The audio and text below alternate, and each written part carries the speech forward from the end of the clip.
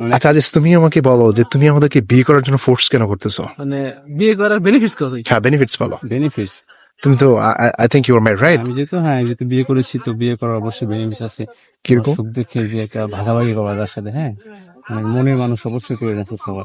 আচ্ছা হ্যাঁ, তোমার বিপদ আপদ বা তোমার মনের ব্যাপারটা সেই বুঝবে, আচ্ছা, আমরা বুঝবো না। রাইট রাইট মানে মানসিক দিক থেকে ভালো ভালো থাকার জন্য অবশ্যই বিয়ে দরকার।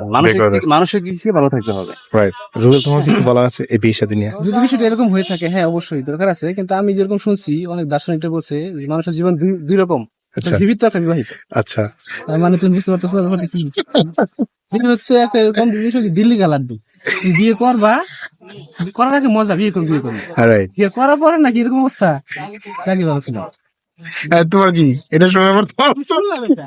রুলটা বলতেছে ওর মধ্যে বিয়ে করা তো উচিত না, ঠিক আছে? তো সেটা আমি বলি না, আমি বলি না যে বিয়ে করা যাবে না। না না, জীবিত আর মৃত, পুলিশ একটু বলে জীবিত আর মৃত মানে কি? বিয়ে করা মানে যে জীবিত না, মৃত।